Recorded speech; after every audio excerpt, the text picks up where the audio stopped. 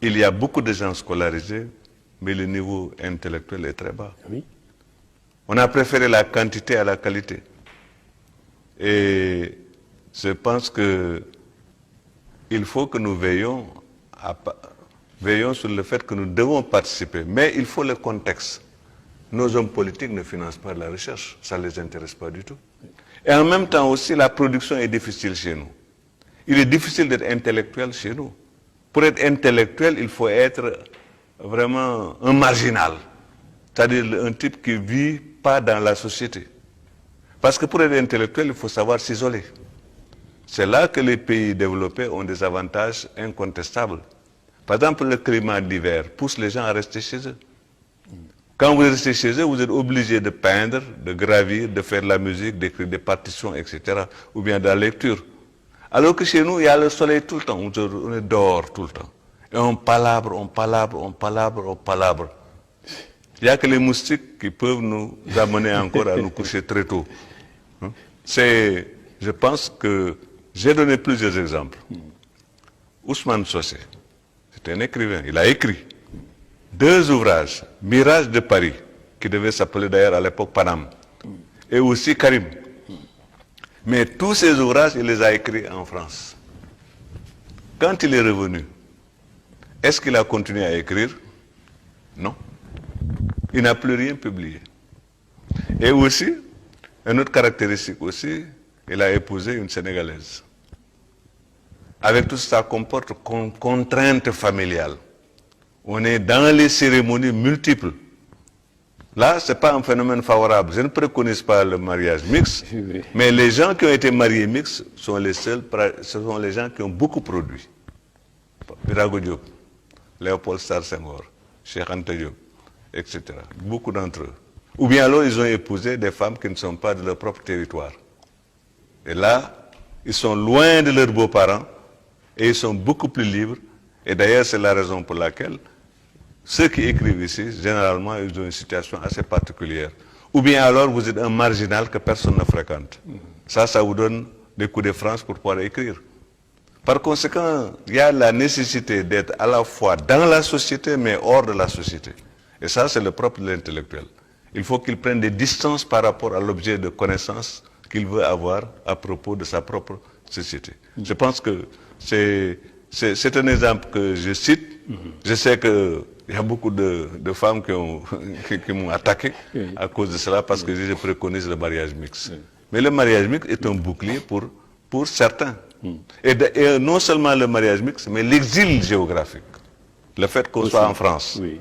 Par exemple, si vous restez à Dakar, si vous avez une bourse d'études, du moins les bourses de vacances, là, du moins pour les voyages d'études, si vous allez en France, pendant 1 mois, vous faites le travail de plus de 12 mois ici, à Dakar. Parce que vous ne pouvez pas travailler. Le milieu ne s'y prête pas. Vous commencez à travailler, les gens viennent vous déranger chez eux. Et ils vous considèrent comme un toubab. Hein?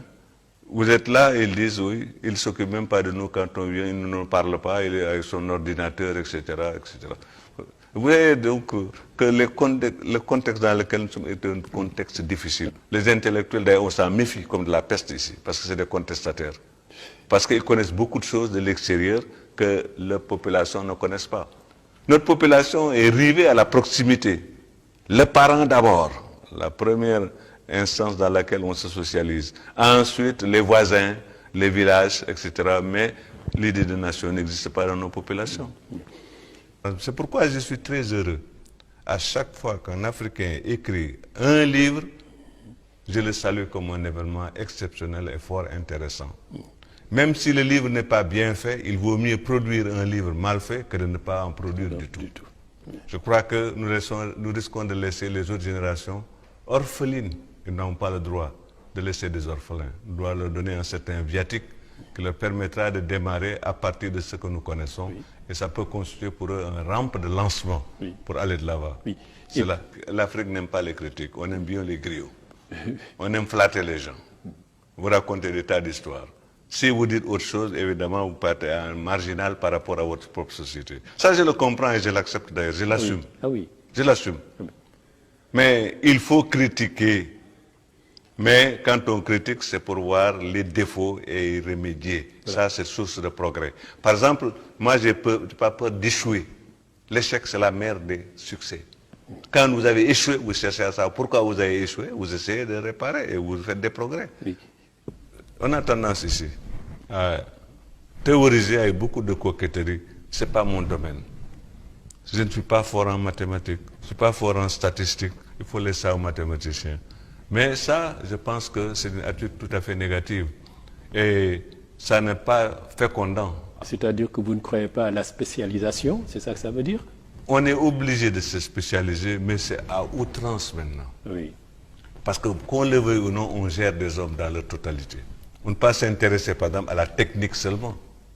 C'est pourquoi je suis un peu gêné quand j'entends les gens parler du gouvernement technocratique. Je me demande qu'est-ce que cela veut dire technocratique. Pas politicien, Parce que peut-être. technocratique, ça veut dire vous occuper seulement de technique. La technique est au service de quelque chose. Il y a la technique, il y a l'humain. L'homme, de par sa nature, lutte contre la nature pour effectivement la dompter et l'utiliser. La technocratie, ça ne veut pas dire grand-chose. Technocrate de quoi? Dans un domaine, mais dans vous êtes limité. Et je pense que ma génération était à la quête d'un savoir encyclopédique. Ouais. C'est-à-dire qu'il n'y a pas de barrière entre les sciences, parce que l'homme est une totalité, comme dirait Marcel Mauss. Et d'ailleurs, la grande figure de Cheikh Anta répond à cela. Cheikh Anta vient des maths, de la physique, etc., mais il s'intéresse aux sciences sociales. Parce qu'il voyait très bien que le système est un tout. Pour le démolir, il faut l'attaquer sur tous les plans. Et il a essayé de le faire, effectivement, dans différents domaines. Un leader politique célèbre, je ne nommerai pas du tout, a dit « Nous aussi, on a le dessert ». Il dit « Qu'est-ce que vous avez comme dessert ?» Il dit « La cola ». Ah oui. La cola est un excitant, ce n'est pas un dessert. Est-ce qu'il est nécessaire même d'avoir un dessert dans la vie?